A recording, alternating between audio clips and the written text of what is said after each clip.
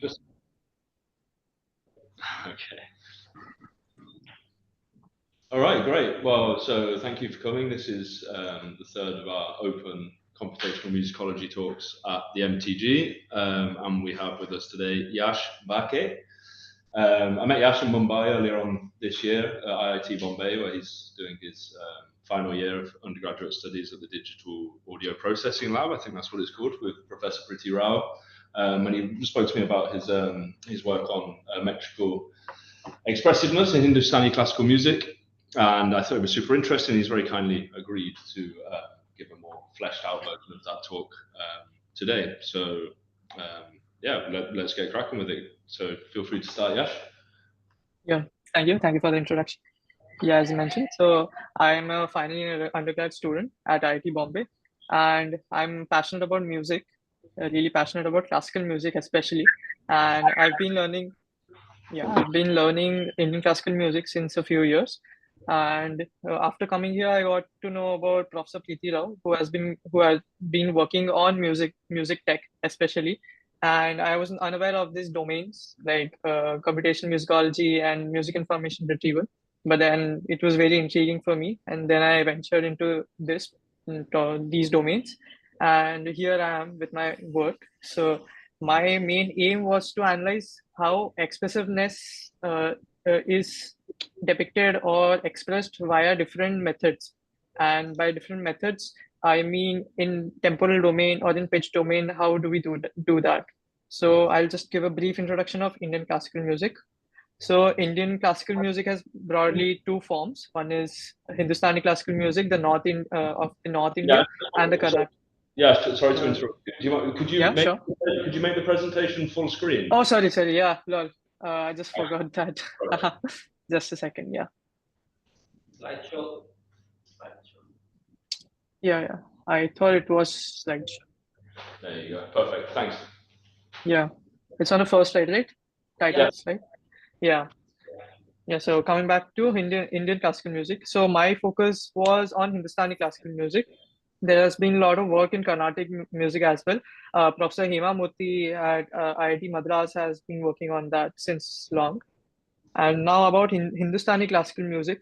So I just like to give a brief idea of how does it look like. So there is one small imagery for that. So you can see this image. This image is like you have a structure behind, you have a rigid polygonal structure, and there are lots of flowing lines over that.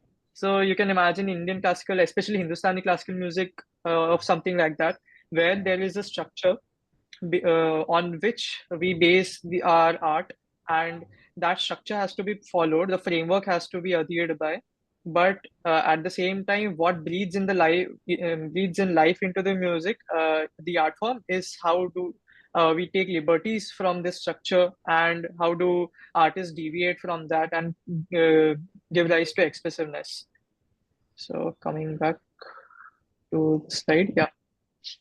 So where computational musicology comes into picture. So computational musicology comes as we want to quantify these artistic liberties. So there is the framework which artist has to follow, but they also showcase these variations and liberties. I'll give you a small example on that just in a moment, so that you'll be able to understand what I'm talking about. And I want to capture and quantify these variations so that we can later on feed these patterns or the variations we have been able to quantify to certain models or generative applications. So a general structure for a Hindustani classical music concert goes like there is a small alap section where there is no tempo. They are only following the melodic framework, which is the raga, and that is being followed. And once that alap is done, then you have a long section of around 30 to 45 minutes of it's called Bada Khayal. In Indian languages, Khayal means exploration. So Bada Khayal means a large exploration. So this is an exploration of the raga, the melodic framework, which the artist has to like showcase to the audience. And you have compositions, and it is in a very slow tempo format. It's a long format. And then we come to a faster composition. It's called Chota Khayal. It's a smaller, you can say, exploration. And here, the main beauty lies in how do they improvise over the composition. So you have the raga framework, the melodic framework, as well as you have the compositional framework. So the artists adhere by to both of them, and through improvisations, they create the art. It's an impromptu process. The artist actually on the stage they perform these improvisations, and it's not been practiced or um, they haven't by hearted anything. So it's on the stage that they perform. And then there's a fast section called tam. So my work would focus on this particular part, the chota khayal section. Is my mouse pointer visible? Yes. Yeah, thank you. Yeah, going to the next slide. So why do we want to analyze this? So before that, I'll just make you listen to the audios, for example. So this is an actual rendition versus canonical. So what do I mean by actual versus canonical? So an actual rendition is one where the artists, the stalwarts, have been performing that particular composition. So by composition, by bandish, I mean a composition. So I'll just show the bandish here. 1 second. Yeah.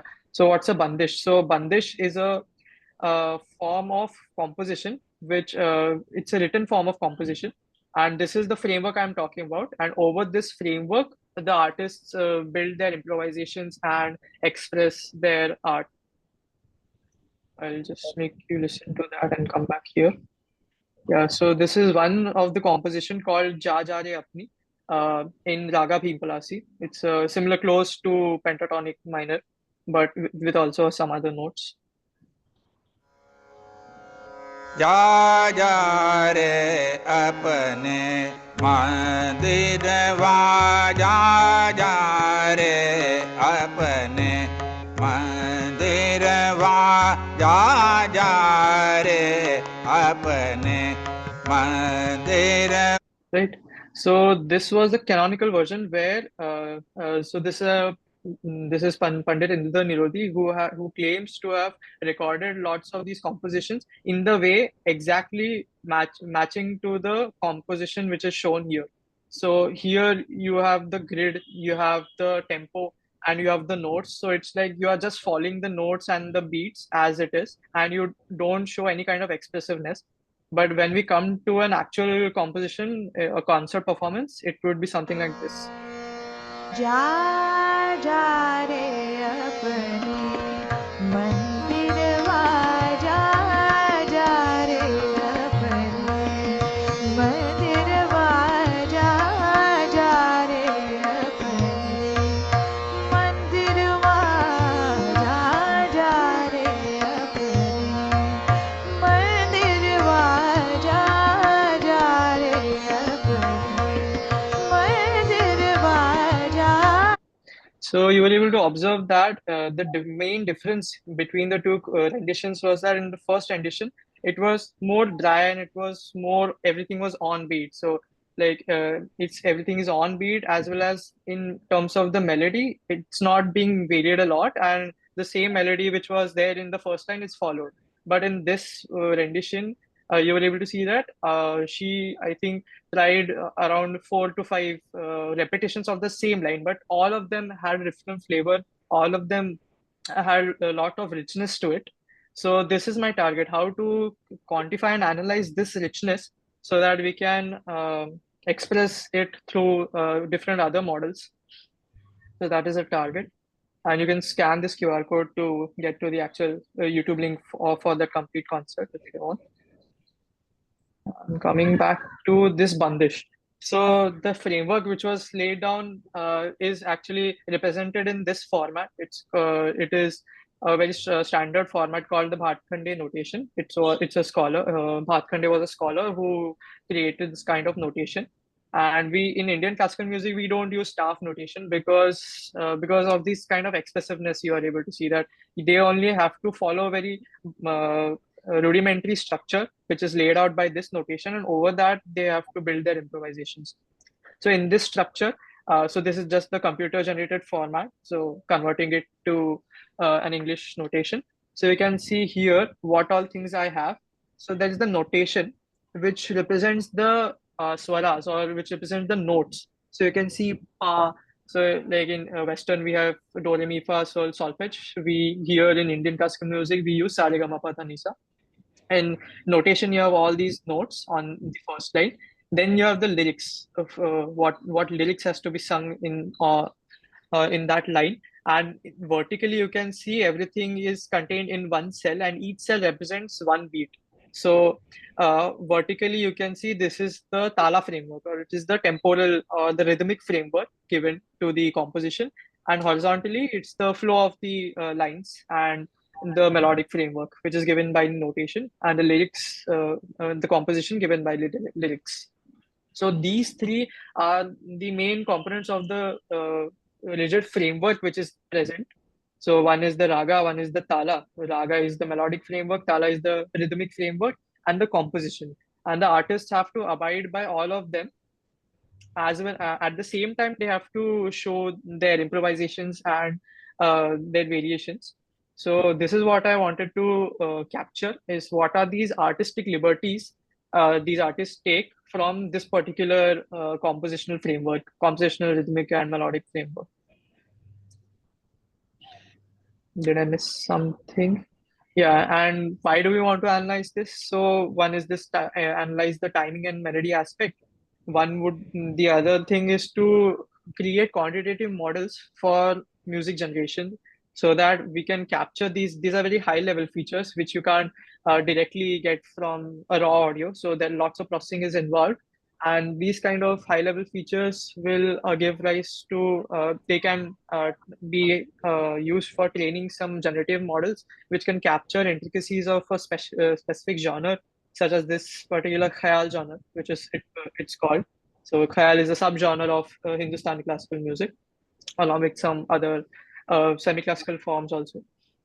And so we can capture these intricacies of this particular genre, and also capture some artist-specific styles, if there are any, so that we can make the models more specific towards a particular artist. And also this can facilitate cross-cultural comparative studies in terms of these dynamics. These temporal dynamics are also used in, for example, tempo rubato in jazz. And there are multiple other genres where similar analysis can help and correlations might exist. Yeah.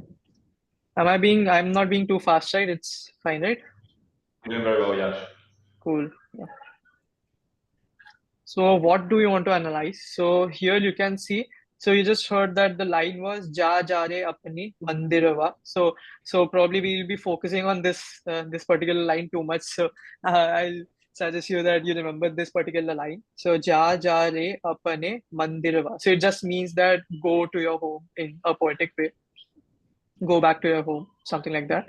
So here you can see in the red. So what is red? Red is the actual uttered syllables while the artist was singing. And this is the vertical lines show you the tala grid according to the tabla beats. So we have in tala, what we are using in the rhythmic framework, the artist is following a tala called teen tal. It's a 16-beat temporal cycle. It has the wordings of like dha din din dha din din dha din din dha din din da. So these are the 16 beats, and after the 16 beats, the cycle repeats. So you can see this particular O mark, or the O mark shows the 9th beat, and the X mark shows the down beats. So we want to focus on this particular X mark. So this is the down beat where the tala cycle starts again, and this particular syllable, which is man. So what happens is you're starting at around 7th beat of the cycle, which is the ja one. So you're starting ja ja re apne, and then by the end of the cycle, you're reaching here, and from this particular word. So ja ja re apne. Apne is one word. Apne is like our. Mandirva is like home. So mandirva is the word. So you're starting this word at the downbeat. So this is just the brief analysis of what is this line. And you can see in the red, it represents where the artist actually sang it.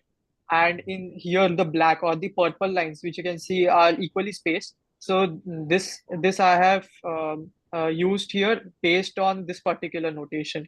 So here in this notation, you can see there is no specific amount of or duration of any syllable given. It's equally spaced, right?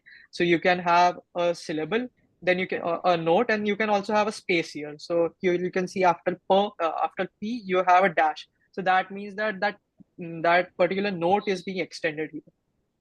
So here also, when I see in terms of syllables also, you can have the same thing. Here you have an extension, which means that these two beats are allotted to this particular syllable.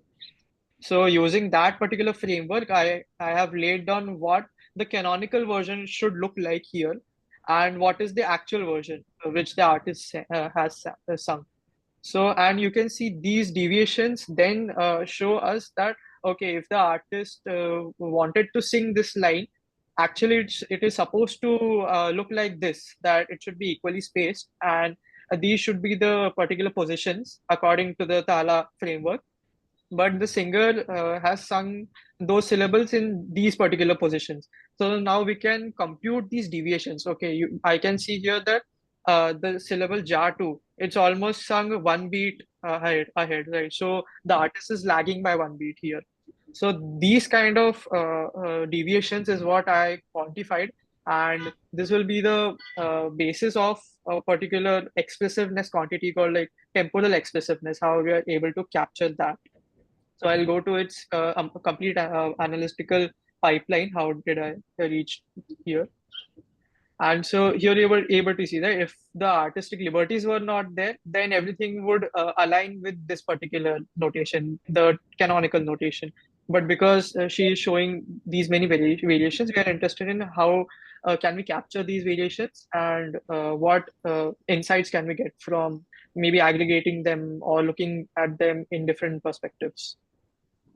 And similarly in pitch domain also, so you were able to listen to that the Ja Ja Re Apni Mandir Va, that line was sung in multiple ways, but every way had a lot of richness to it, and it was very different from the other ways, right? In terms of pitch, so the melodic contours were very different. So here, this is one example of the melodic contour, and it looks like very sharp and complex contour. But later we break it down into more condensed representation, and we compare these condensed representations of these pitch contours, and we also want to show that how different are two pitch contours from each other, so that we can say, okay, the first variation was something like this, the second variation it is very different from, or how different is it from the first variation. So that is a way we can capture variability in pitch expressed by the artist. And coming to the data set, so the data set, so the recording I made you listen was about Bhim Palasi. The bandish name is Ja Ja Re. The tala is Teen Tal. These are the notes used here. Like, fine, I'll not go into the notes. And the number of concert recordings and repetitions of line are shown here. So one important observation is that this particular thing, that line 1. So as you were able to hear also, the first line is sung multiple amount of time. Even I didn't make you listen to the other lines, but that's very evident, because in the start you have the first line is only sung, and it is sung for more number of times. The first line is obviously the mukhada, or we call it mukhada, which is the refrain or the main line of the song, of the bandish or any piece. So that particular refrain, that has the most number of repetitions as compared to the rest of the other lines. So this bandish consists of 4 lines. So I'll go here. It was here, right? These are the 4 lines. So first line is this Ja Ja Re Apne Mandir Va. Then the second line is this Sun Paave Ki Saas Nana Diya. And these are the other 2 lines. So there are total 4 lines, but our main focus would be on the first line, because that has the most number of repetitions, as well as the most importance is given to that particular line. And this is just the temporal range. Matra is just another word for beat in Indian languages. And the other bandish, so this was in Rag Bhim Palasi, this is in Rag Yaman. I'll just make you listen to it. So this is Heri Ali. This is the canonical version. You can again see that what do I mean by canonical versus actual.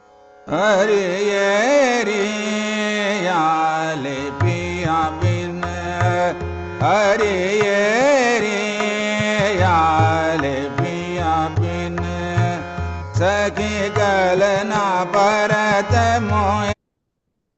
Sorry. Yeah, so you're able to see that everything was seemingly on beat, right?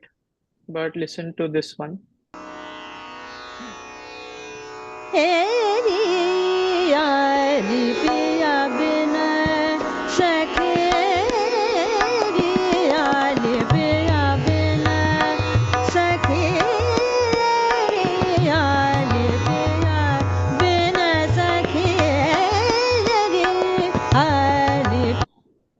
Right, so you were able to see that there is a lot of variation in the position of the particular syllables, right? So that is what we want to capture. So coming to a daunting looking pipeline. So how do I capture these syllable locations? So I'm talking a lot about syllable, right? So one is how do I locate these positions of the syllables? I have the raw audio. These are concert YouTube recordings. So how do I get to the timestamps of the syllable? So this is the pipeline followed. I take the concert link, convert to WAV files. Then I mark the relevant regions which I want to analyze. As I mentioned, there are some long, slow-paced regions in the entire concert. I just want to look at this Bandish region. Then I do source separation using a tool called Audio Lab. It's available online. And then I I take the vocals file. I have the accompaniment file and the vocals file after source separation. I use the accompaniment files and I manually mark these two salient beats, which I showed here.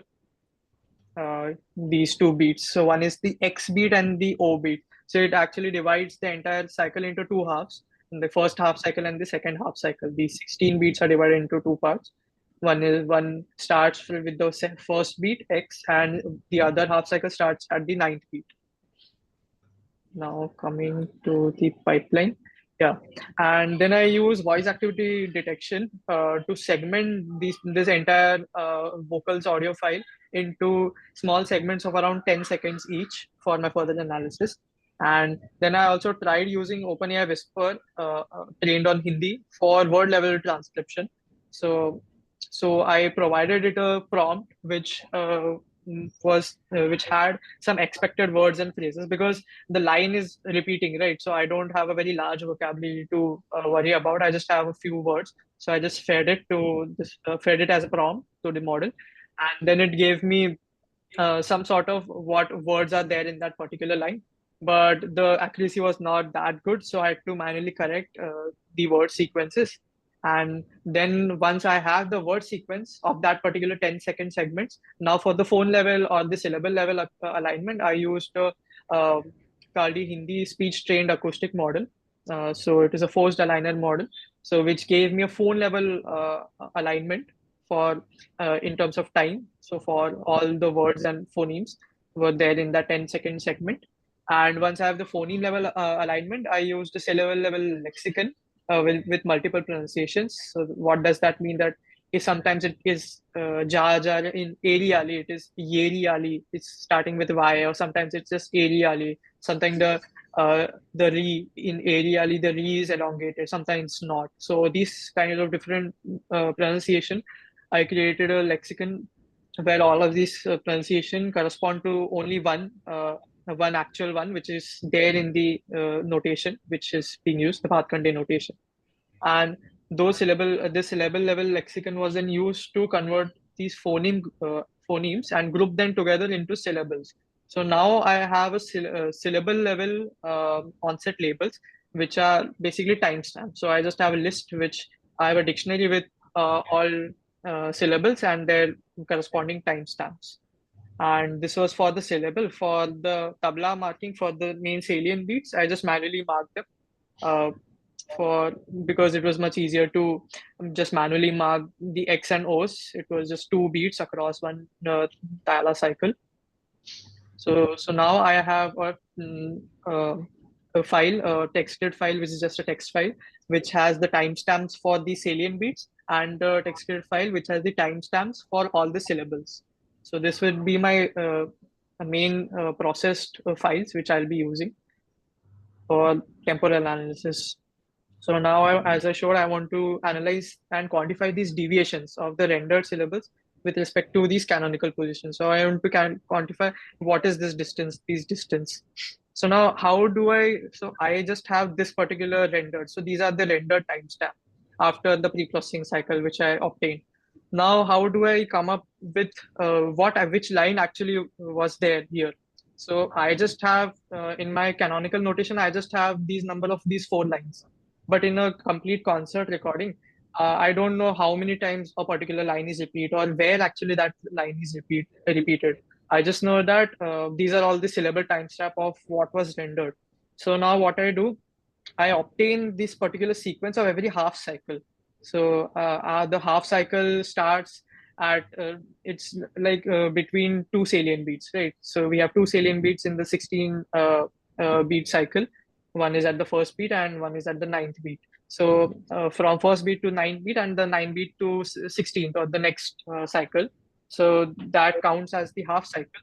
And in every half cycle now I'll capture this particular thing. So here in this half cycle, I can see that, okay, ja, tu, re, then pa, ne. These syllables were sung at their particular timestamps. Now what I look at the closest map of a canonical line present in this bandish. So I can see, okay, here, ja, tu, re, apni, this particular line, this particular half cycle. I'll also break down this into half cycles. So one half cycle would be this, ja, re, pa, ne.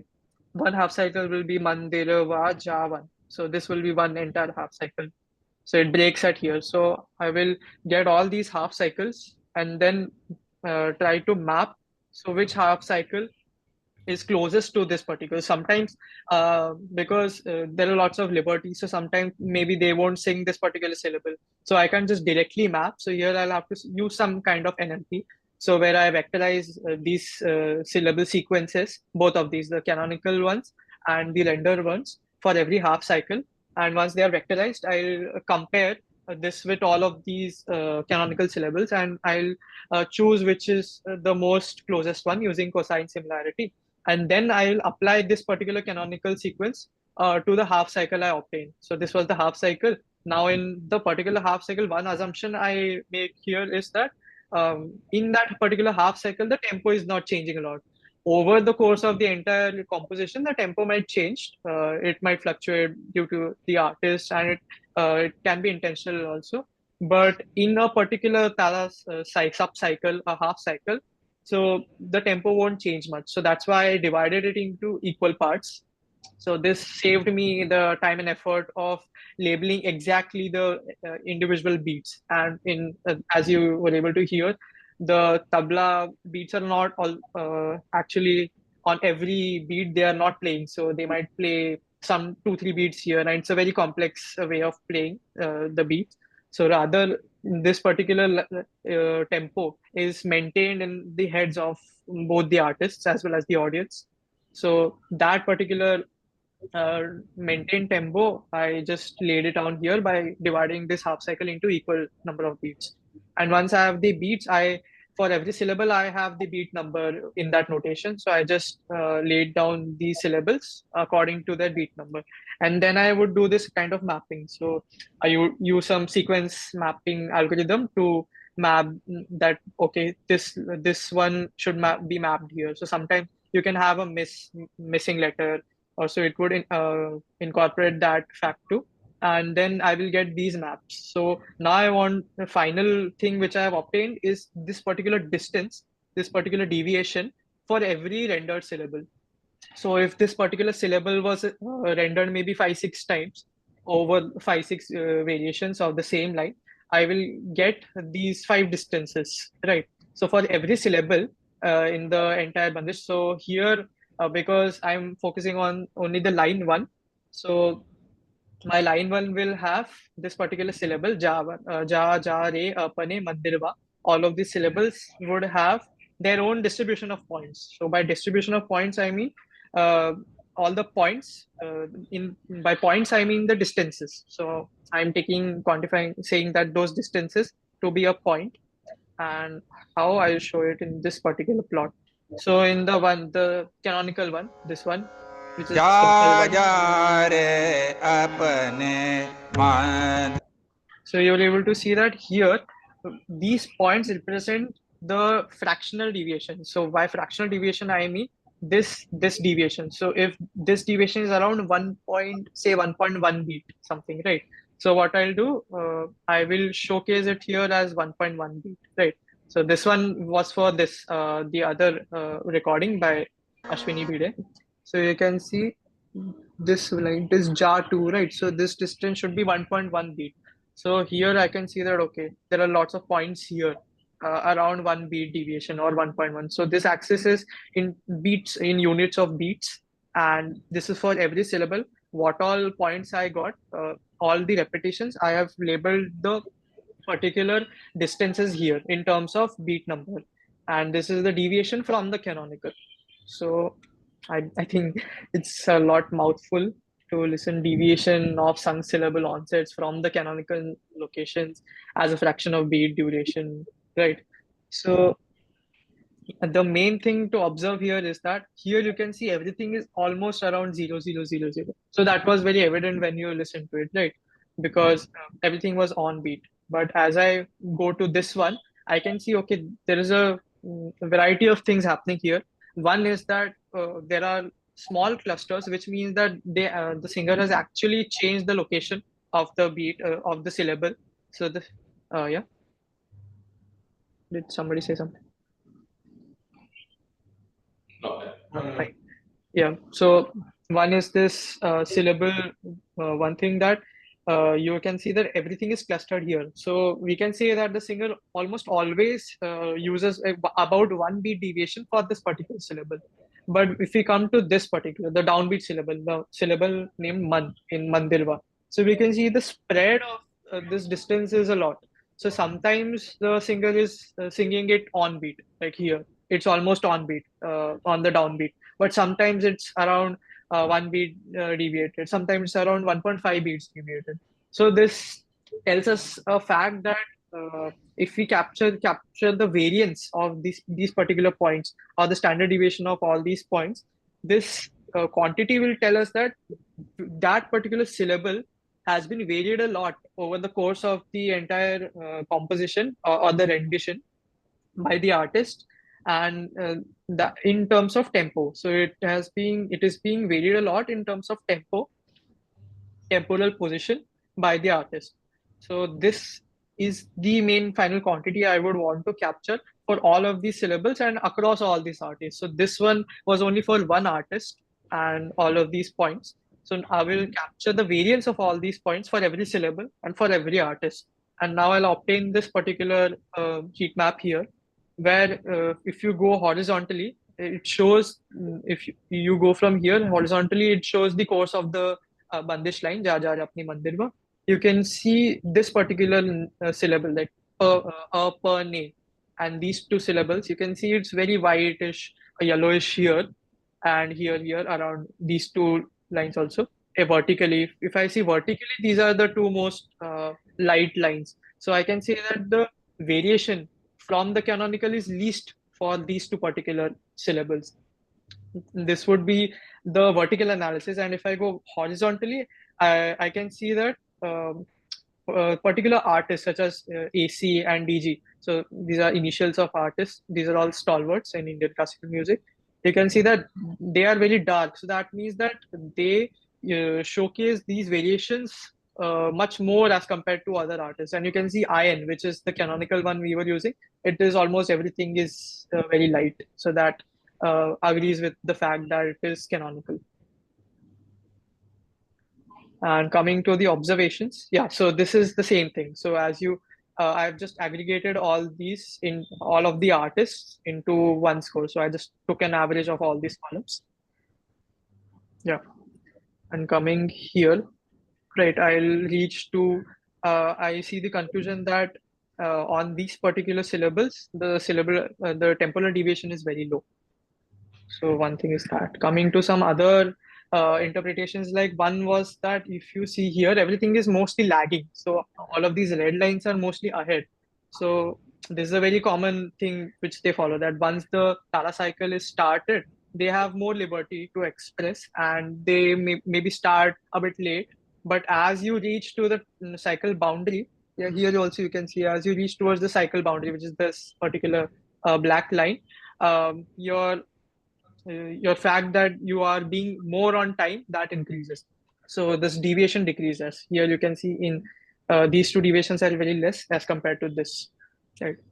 So this is the lagging fact which we are able to see here also. So this is one tala boundary, this is the other. So at the start of the tala, it is very slow. And here it is very spread out. But as you reach towards the end, here it is more concentrated at 0, means no deviation. And I just talked about the structural modification also, right? If I take the mean of all these points, that will actually give me the actual position which the singer is following by themselves, and it's not the artist expressive thing, it's rather what they want to sing, and they have learned it maybe that way only. So they have learned it that this particular syllable has to be sung one beat off with respect to the canonical, or their canonical has this position. Right. So this was about the temporal. How much time do I have? But maybe another 10 minutes or so, Yash? Yeah, sure. So I think I'm not able to finish That's the okay. entire pitch part. Yeah. So this was all about the temporal analysis, and now I'm coming to the melodic analysis. So I'll just briefly explain it here. So what I do is I have these pitch contours. So what I want to do is create a condensed representation of these pitch contours. And for all the repetitions, I have pitch contours, right? For this particular line is being sung multiple times. So I have multiple repetitions of this pitch contour. I want to convert it into a condensed representation, which I can compare across multiple repetitions of the same pitch contour, same line. I will have different pitch contours. So this is why I do a piecewise aggregated approximation here, where I extract the pitch contour at 10 millisecond intervals. Then I convert from hertz to cents using the tonic of the artist, which they were using in the concert recording. Then I quantize each pitch contour to the nearest raga note. So quantizing this entire pitch contour to the nearest raga note. The raga notes in terms of cents are shown here. Then what I do, I set the pitch contour boundary, the syllable boundary. So these were the syllable onsets I obtained. So I will take that this particular pitch contour, which is lying in between these two syllables, would be associated with this particular syllable. For Javan, I will say this region is the pitch contour associated with this particular syllable here. And if it is breaking in between before the next syllable is starting, for example, if the line is ending, then I will, for example, here, in this region, this particular region will be counted as the pitch contour for this syllable. So that is how I do. I just use voice activity detection here to capture the the pitch contour boundaries, syllable pitch contour boundaries. And then I split these pitch contours into 10 equal segments per beat. So I took that number 10 based on some empirical work on what is the most precise amount of pitch change I want to focus on in time domain. So I would break this pitch contour, the syllable pitch contour, into 10 segments per beat. So per beat, I means, for example, this syllable is being allotted 2 beats. If I go to the notation, it was ja, then a dash, then ja 2 and a dash, then re, then a, per, neighbor together. So that means that the dash means that one more beat is given to this particular syllable. So here there were 2 beats. So I will cut down this bin it into 20 segments. So which is shown here. So these are, for example, 3 examples or 3 repetitions of the same line, ja, ja, apni, and I am focusing on the first syllable itself, the syllable ja 1.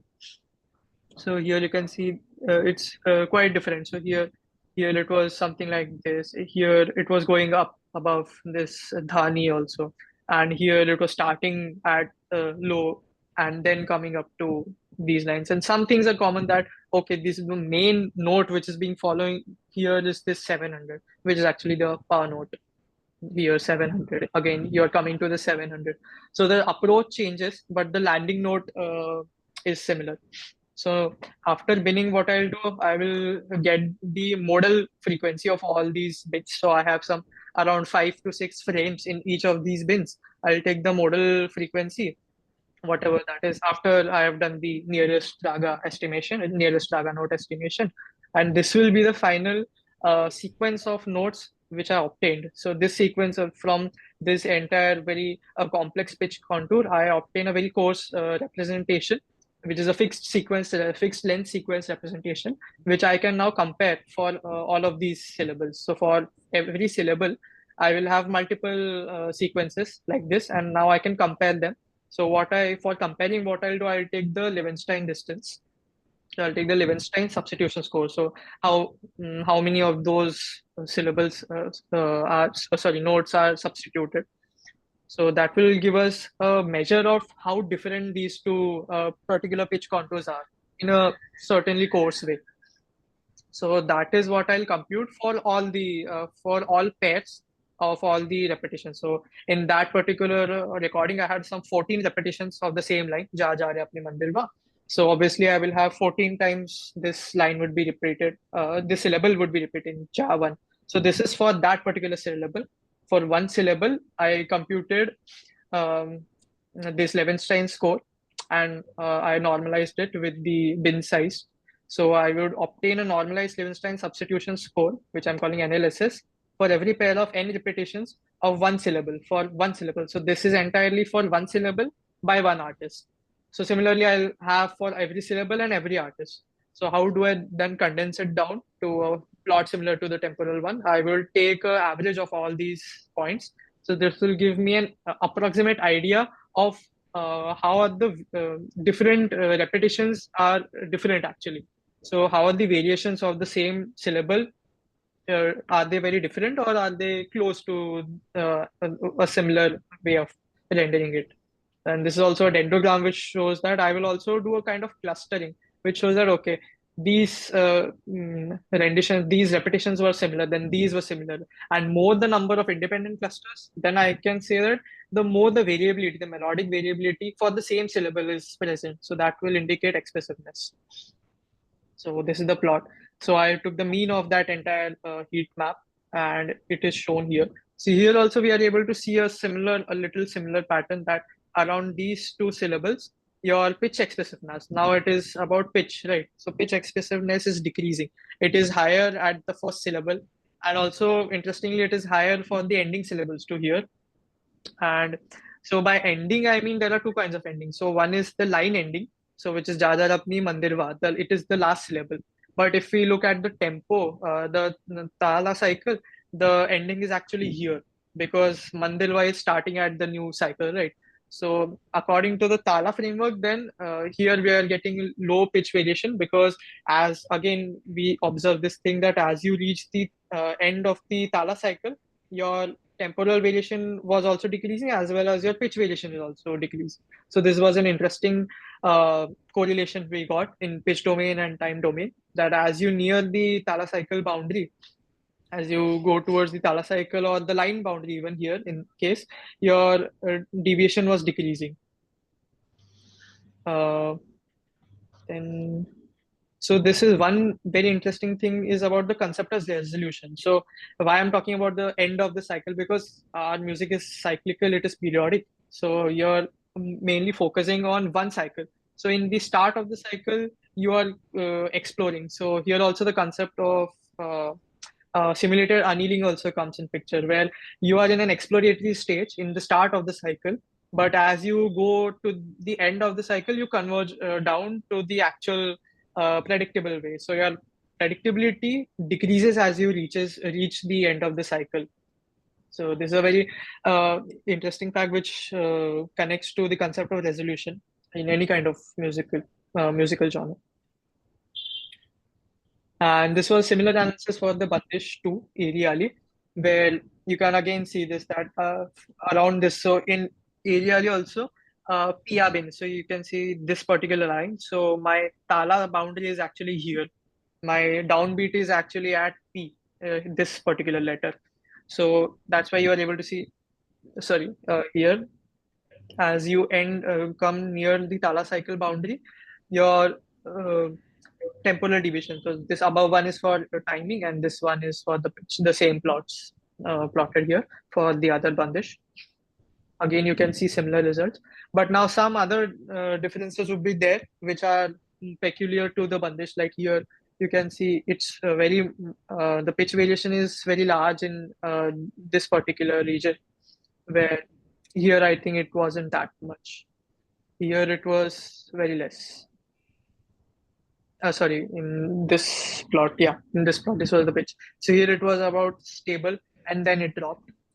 But sorry, yeah, here it took a jump here and then it dropped. And this is aerially.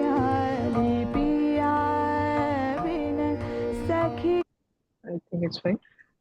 So this was about it. And now coming to the final stuff, challenges and future work. So one was the very evident thing was to create a more robust automatic annotation pipeline. Right now, I had to use lots of manual intervention to annotate the syllables independently. I had to do lots of corrections. So one work would be to improve this automated pipeline. The other would be to analyze more features. So in pitch domain is much more complex as compared to the temporal domain. In pitch domain, you have lots of other factors such as pitch dynamics, loudness, and ornamentations, which is a very interesting topic lots of researchers have worked on. So these are very exciting topics, which also contribute towards the expressiveness of the singer. But here I have only analyzed very specific two kinds of expressiveness, two kinds of parameters which contribute to expressiveness, but it can be extrapolated. And right now my data set is also really small, so improving on the data set, because here I need renditions of the same song, right? It's not about I need lots and lots of ragas or lots and lots of composition, rather same composition sung by multiple people. So that was a challenging task. That's why my data set is also really small, and there is no such available data set where only one song is being rendered by multiple artists. And one small demo I would like to show here is about how do I try to just a very basic way, try to generate an audio which captures the temporal deviation, which I was trying to show. So how can this analysis help in generative music? So this is actually really.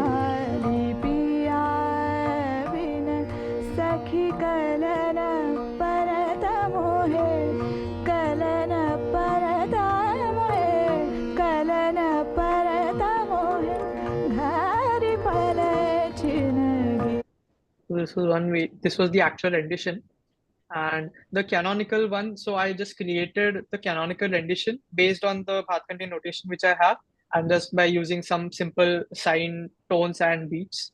So it might sound very lame. Is it audible?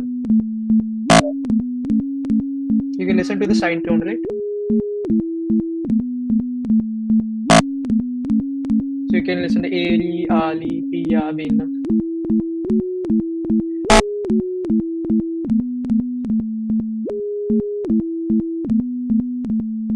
So you can see that everything was on beat here because that is what is there according to the notation. Now what I do, I sample out points from this distribution. So I got this distribution, right? So this was for Jajare, but similar distribution I obtained for Ali also. So I would have for every syllable, I will have these particular points. So what I'll do, I'll just fit a Gaussian here and sample out a point. So for example, if I sample out a point here, it's highly probable that it will come around this 0.2 something deviation. But for this particular syllable, maybe it is like more likely that I will get a point at about 1 beat deviation. And for this particular syllable, it is more arbitrary. So I can also get a point here, a point here. So variability is more. So similarly, I sampled a point for each of the syllable for the other bandish, Ariali. And what I did, I in a way just added that particular deviation which I sampled out for every syllable to this canonical generation. So now here, this is a generation which has those deviations applied to it. Sorry.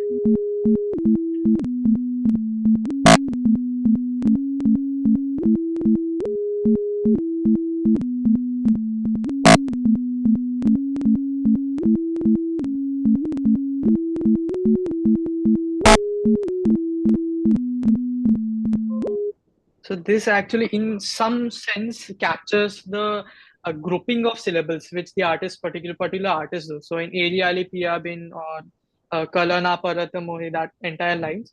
So at the end, if we see in the canonical terms, it is just every beat has one syllable, something.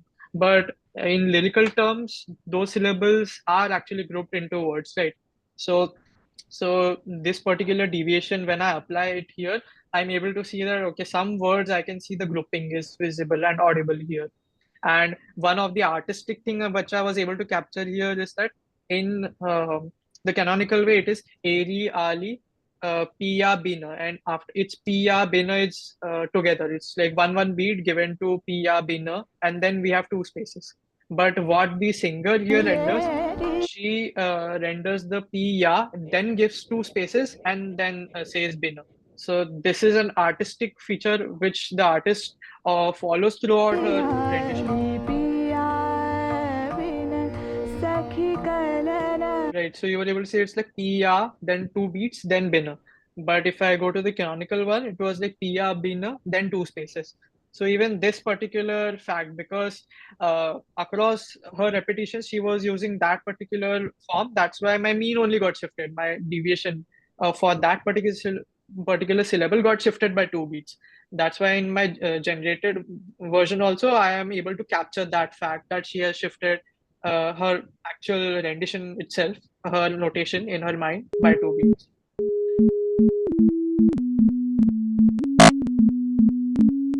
So you will be able to listen to Piya, then 1, 2, then two beats, then Bina. I have not laid any lyrics here, so it will be hard for you to imagine words putting here, but I hope you get my point. And similarly, this was, so here I can have multiple possibilities because I am at the end sampling a point from that distribution, right? I can have infinite possibilities of these temporal deviations. So this is how I capture these deviations, and it's in some sort of probabilistic way that lets me play around and create more artistic variations. These are not very artistic right now, but it's a stepping stone towards moving in that direction. And if you want to go over my supplementary doc, so it has the entire process. I went in a super fast way right now. So you can go through the doc and it lays down all the process as well as some other extra audios and examples for further analysis if you want. And that's it from my side. Thank you. Hope it wasn't a very fast run. No, it was really good. Thanks, Yash. Really good. Yeah. Thank you. Really nice and clear presentation, Yash. Thank you very much. So maybe if we can open the floor to some questions. Obviously, we're at the end of the hour. If people need to go, then they can go. But do we have any questions for Yash on his work? Online as well. You're welcome to. Yeah. Sure. Hi. Should I go?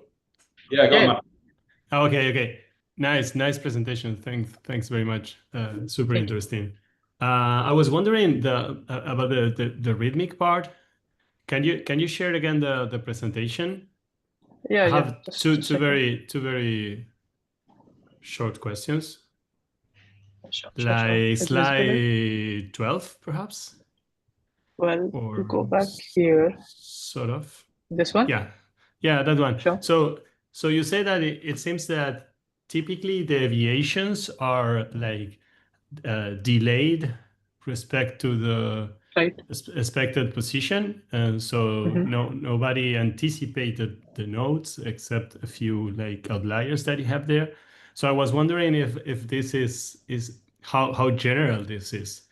I mean, is this something that you would So find? this is pretty general that when I go here, if I show it here, so it is more towards the fact that when you're starting the cycle, the temporal cycle, the rhythmic cycle, you have more freedom that you don't have to worry about missing a beat or landing. So at the end, what matters is resolving your melody and resolving whatever exploration you're doing at the downbeat, right? So when the new cycle is starting, just before that, everything should be resolved. That's the main aim for every artist in a way across probably multiple genres. So this is the same thing which is being followed here.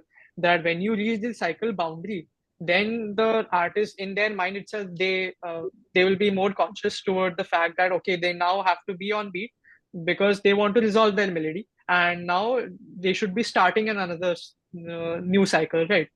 Because the closer you get to the canonical version, the more the audience will get to know that okay, now you're coming back, right? If you're doing an improvisation, the audience actually doesn't know what you are doing, right? You are doing something, but how do they know that where you're landing? So this is the way the artist shows that okay, I'm coming back to the actual framework. Here I was exploring, now I'm coming back, and with the event of a new cycle, the thing repeats. You explore in the start, and you as you near the cycle boundary, you decrease your deviations. Yeah. Thank you. I understand that. Anyway, it's quite interesting to me to see that there are no or less frequent to have anticipations, because all you described could also encompass like anticipations, right? So freedom could be expressed not only delaying notes, but also anticipating the notes respect to the metrical grid. And there are several music genres I'm more familiar with, in which this is a feature that is actually very much used. Actually, it was, even for us, it was very interesting that when we plotted this particular thing, so here, here everything was above zero, so points were not below zero. So it was not, people are not, as you said, they are not anticipating, they are not taking the beat, because in some sort it's in the future, right? So you're not supposed to say a line before it is coming. So if the artist is expecting that, the audience is expecting that it will come later, but maybe that can be particularly interesting in some other forms of music. But in this particular genre, this was the observation we had. Yeah, interesting. And my other question is, so you mentioned, and it's clear from this representation that there are kind of clusters. Yep. So some of them are indicating that the performer selected the next beat, right? But I'm curious about the other ones. Do they have like any musicologically relevant interpretation, like the other clusters? Which clusters are you talking about? These clusters, right? For every syllable. Yeah, for every syllable. I mean, there are other ones that are not necessarily in the next beat, but in between. And these are like halfway or maybe three quarters, so, for example, or things like that. So yeah. So whatever this horizontal, I hope you're not confusing anything with the horizontal. So this horizontal distance I just created for more better visibility. Everything is like, this is just a line, and you should see the distribution over this line itself, vertical line. So this shows that here the cluster is very spread across for this particular syllable. And if you're talking about this one, so something in middle.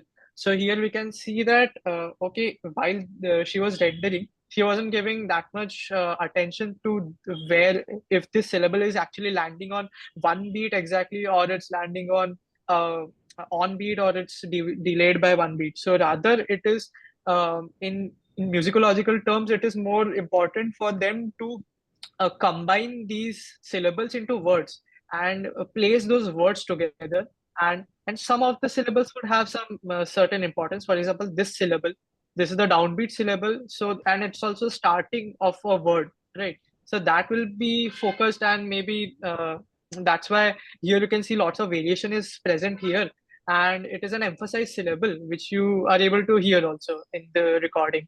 But if I come here, ja, ja, re, a. So if I just make you listen again. Ja, ja, re, apne mandir va, ja, ja, re, apne mandir va. So you're able to see that these particular, a cluster of these notes, the re, apne. So this was like the resolving notes. They are the notes where you are actually landing and you're not varying a lot. Rather, these two notes, ja, ja, and this mandirva, this is the place where you're showing more of the variations. And this is just the temporal plot. So if I go to the pitch plot, you will also again see that mandirva has much more variations, ja, ja has much more variations as compared to these few syllables. So the word importance comes into picture. So what is the emphasized syllables, and the lyrical importance also plays a role here. Nice, thank you. Rafa? Yeah, hi.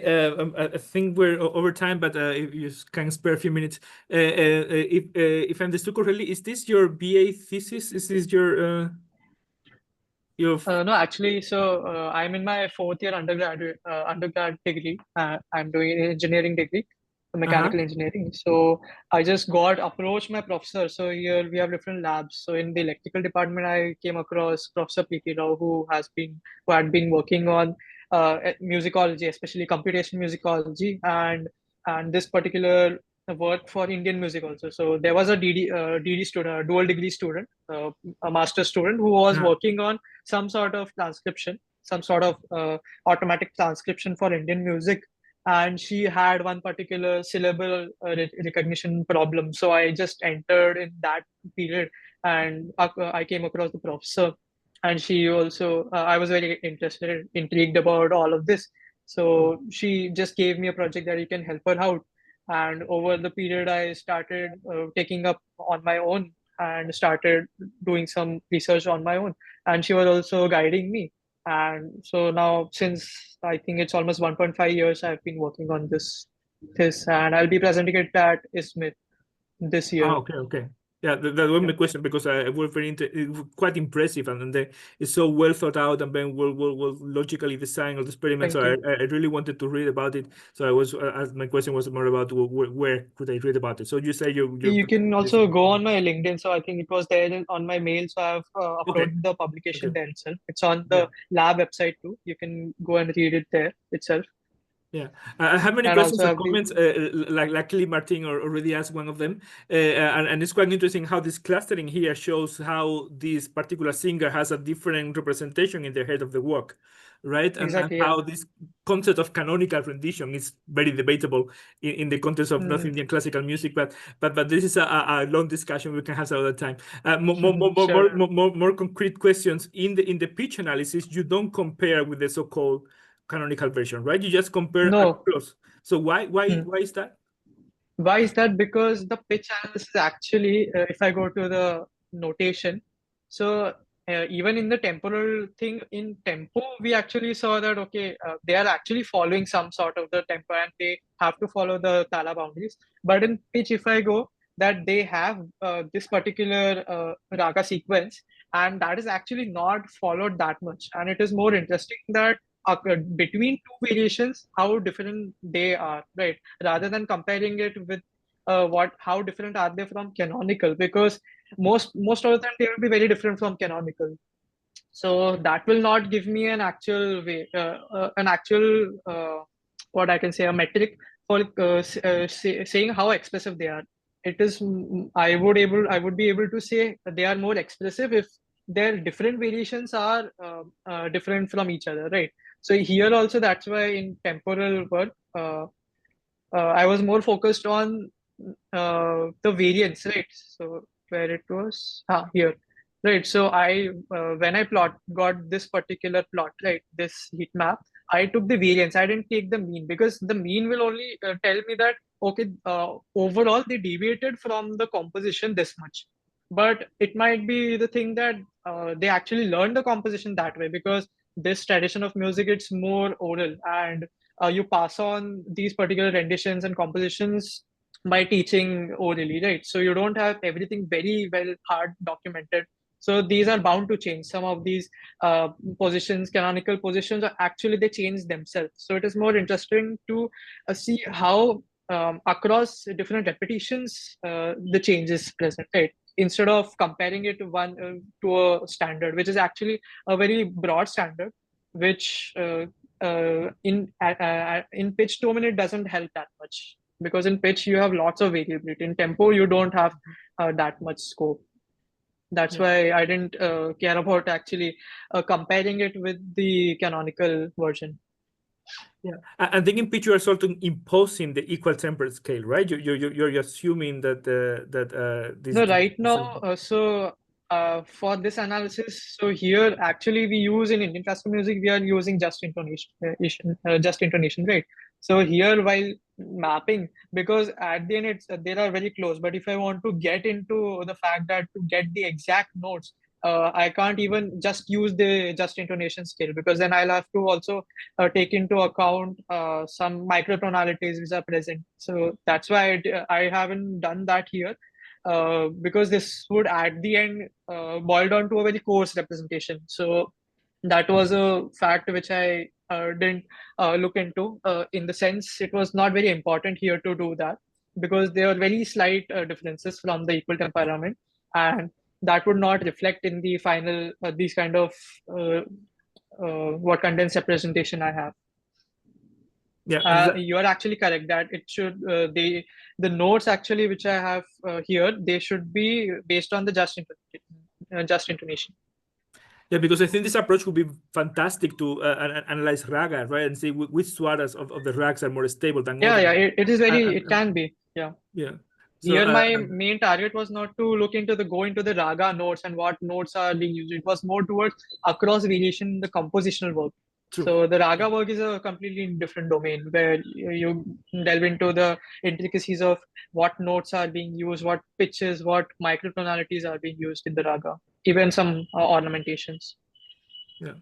Well, I have more comments, but because of the time, some other time. Thank you so much. Congratulations. Sure. You can reach out to me on any platform. Yeah. Great. So I'm not sure how you're doing for time, Yash. We have one more question from Jyoti. Are you okay to take another question? Hi, Yash. Thank you for the nice presentation. It's great work. Thank you. Well, I mean, I don't have anything particular, but just your hypothesis on what do you think the temporal deviation, I mean, you come from Indian classical music, right? Like you said, you have a background. So is it like, do you think the deviation is relatively less at the sum and khali positions that you're calling the downbeat and the, for these two, that like, for these two renditions, I noticed that mandir is actually the sum, I think. Right, and so we see less deviation, but mandir is it's the 16th beat before you go to the first beat, and the deviation there you observe a lot more. So is it tied to like at the moment, I guess, limitation with respect to limitation of the data you could not extend to more, but just your idea on would it be tied to these two strong beats and it would be maintained, the deviation would be much less at these two and would be a lot more at the rest of the beats? Yes, that is the one, sorry for interrupting. Yeah, that is the main part by which I focused on initially when we were, when with the professor also, we were discussing what hypothesis we had. So our first hypothesis was that itself, that we expected that at the downbeat, at the khali, so this is the ninth beat and the sum, which is the downbeat. So we expected that you will have least amount of deviation there. But like that wasn't the case in the case of for our Bandish. But then it was kind of a realization itself that it is not important that you have the least amount of deviation here. It's rather important that you have least amount of deviation just before that, because that comes to the concept of resolution, right? So you have to resolve your melody in temporal domain as well as in pitch domain, and before the downbeat. So at downbeat you can do whatever you want because it's the start of a new cycle, so it's another beginning, right? So you can have more expressiveness there, and as you're able to hear also in that rendition, that syllable that actually carries very much importance. The syllable mandirva, this syllable man itself is very important. It's showcased very elaborately in the rendition. But you can also see that the deviation was also very high. It's not that they're always singing it on point. Now, there is one more fact that what section of the rendition it is. So this was a particular section where the artist is showcasing variations in the rendition, in the composition itself.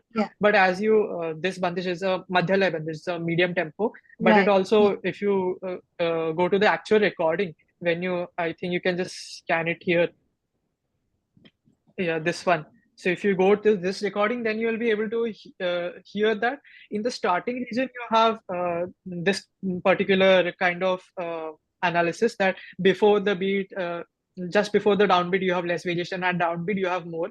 But when she enters into the tan phase, this phase, the fast phase, and that region, then your point comes into picture that there they will create some melody, they'll do some fast improvisation, and they'll land perfectly on the month. So then when you enter in this region, the fast tempo region, where you are more into the raga part, not in the composition part, when you go towards the more towards the raga part, then these things become important, that you have to exactly land on the downbeat, and it should align with the compositions downbeat. So it depends on which compositional section you're analyzing. And compositional section, do you also think the kind of composition itself, like some of Definitely, the that also might. header might, I mean, it could have more strict beats, and because this word, I mean, this, I think composition is known to have that variation. It starts from 7th, then the regular, as compared to the regular 9th beat. So I would be, and area ali also has the same variation. It starts from 7th beat as compared to the 9th beat. And if you look at the other Bhaira word Bhairavi, they look at the 9th, and then also the lyrics, Mandirva, I mean, the Mandirva is split to get to the sum. Man is on the 16th, and it's the gets to the sum, basically, too. So I'm also curious to see with if you observe, I mean, I also had this idea that the variation would be much less at the sum, but your research, it kind of negates that idea. So it's interesting to see that. And I would be It's curious about the section, and this kind of analysis can be done on multiple cases. And so I'm at the end, if I talk about generation perspective, or the thing which I'm obtaining here, so I'm obtaining this kind of plot. Now, so even if I have a completely different plot, at the end, it's a plot which I'm getting from the rendition, right? So this gives me a sort of, it's another kind of representation, right? So one is that we have Bhake notation, it's a very strict rule. And this is also kind of representation that tells us, okay, this particular bandish line can be elaborated in this way, right? So if I just look at it, now I obviously, after seeing it for a million times, I know how to interpret it. But if somebody learns to interpret, they can see that, okay, this particular syllable has to be rated a little bit more, and this syllable is very strongly attached to that particular beat itself. And similarly in pitch domain also. So this tells us that where you can vary more, where you should not vary more, right? And it can be applied to any bandish, any kind of rendition. Yeah, very useful from an education perspective to know, okay, these are the syllables at which you can possibly deviate, and when the learners look, and it provides a visual form of learning, kind of apart from listening to the composition. Even for humans as well as for machines, both. Yes. Okay. Yeah, I can have more questions, but I think we are short of time. So thank you very much, and great presentation. Thank you. Yeah, so I included contact details for Yash in the email I sent for this meeting. So if anyone has any more questions, I'm sure he's happy for you to get in touch with them, with him via that method. And with that said, maybe we can wrap up. But just thanks again, Yash. It was a super interesting presentation, super clear, and good discussion as well. So yeah.